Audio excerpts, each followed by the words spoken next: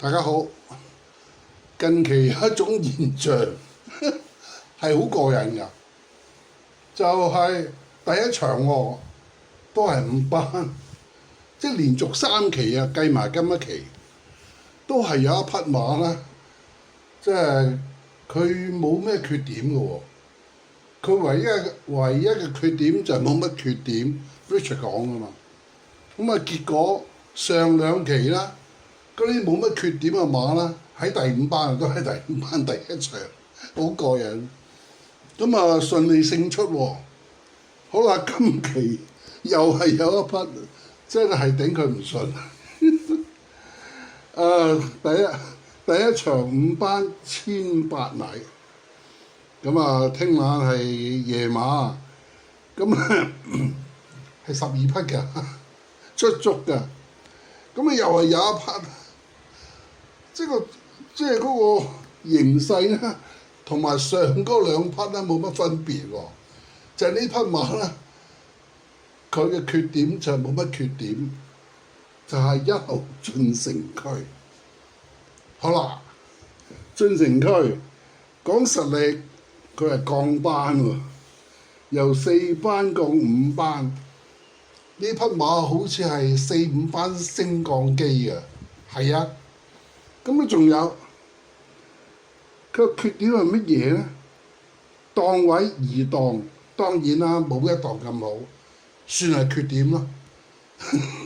呢個缺點，好多人想打我。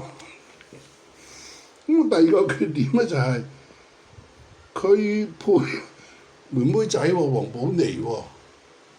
咁啊，功夫嚟講，梗係遜色嗰啲大師傅㗎啦，係咪啊？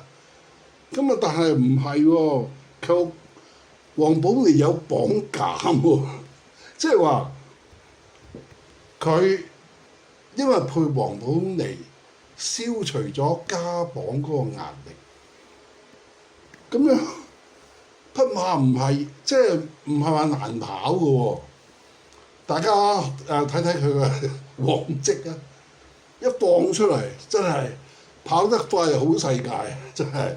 跑得摸影相啊，輸咗個鼻哥啊會，咁佢係噓聲啊嘛，即係快開啊，咁你出到閘就得㗎啦。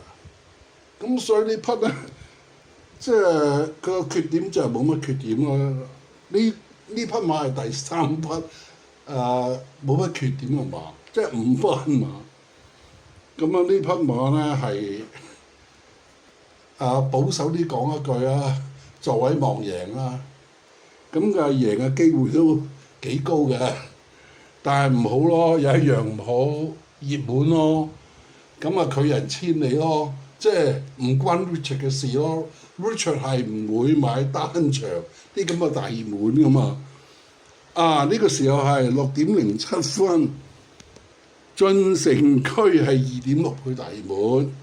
咁咧位置都係喎1.6，好啦，講呢一場啊，呢個時候，哇，第2匹第2大熱門啊，就係7號幸運同行都8.4，所以我話佢不勝有位咧，都係略嫌有少少保守咗㗎啦。咁咧呢匹馬我都唔會放棄㗎，咁啊就買咩咧？好似上一次咁啊。買馬寶咯，但你上一次台挺喎唔掂喎，我知，有乜辦法啫？都開啲咁嘅馬，大冷大熱咁啊，一定係冇我份㗎。大冷我捉唔到，大熱我唔會買，係咪啊？咁啊，今一次第2場，而家主要係第2場，即係揀咩馬咧？反而第2場咧好躊躇嘅。第2場大熱門咧就係5號大千氣象。第2場有嗰匹耀昌盛世係退出下，咁咧大千氣象4倍，冇理由買大千氣象嘅。好啦，買次熱門啦。呢個時間係6.09分，次熱門有2匹喎。就係1號高高至高5.2，7號準希望5.2，奇怪啦！準希望我預期佢都係8倍啊？點解啊？佢上期都係8倍啊嘛，但係上次跑得好喎，跑咗第4喎，輸半個馬位啫喎，咁啊都係輸咗啦，即係3甲不入啦。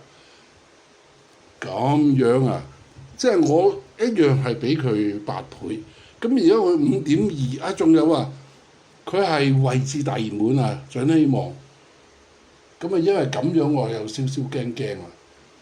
咁我揀邊匹啦？哎呀，真係次軍真係好難揀啊！今次係難過上一次嘅，高高至高唔要，一定唔要5.2，11檔，囂將10檔都唔要，同埋啦，囂將我預期佢係6倍，而家佢係8.4，唔啱數。咁大千氣象我一定唔要啊！你大熱門啊嘛，大佬啊！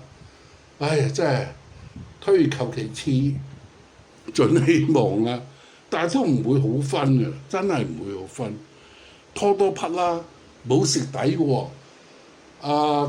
假如夠運，2匹一齊翻嚟，構成連贏位，咁咪就即係連安慰獎都領埋喎。